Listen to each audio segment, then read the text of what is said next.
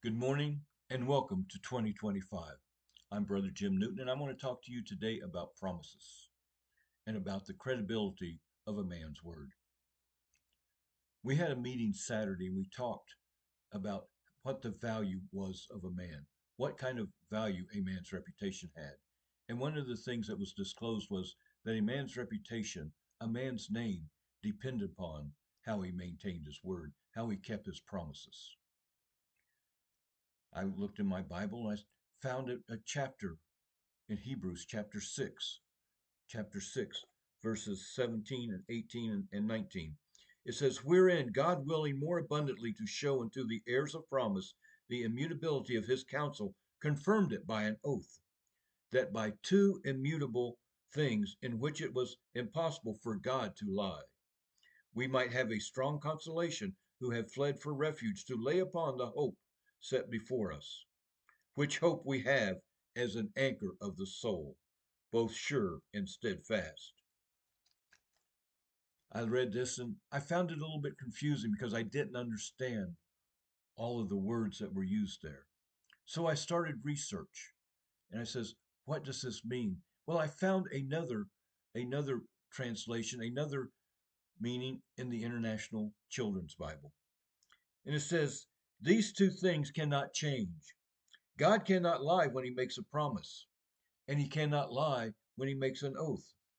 These things encourage us who came to God for safety. They give us strength to hold on to the hope we have been given. We have this hope as an anchor for the soul, sure and strong. So you see, God cannot lie. We think of God as omnipotent. He can do anything, but God cannot lie because God is holy and he has told us in his commandments, thou shalt not bear false witness. Therefore, God cannot lie. He is righteous.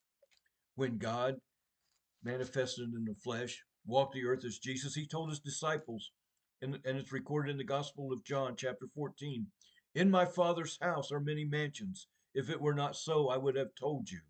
I go to prepare a place for you. And if I go to prepare a place for you, I will come again and receive you unto myself, that where I am, there ye may be also.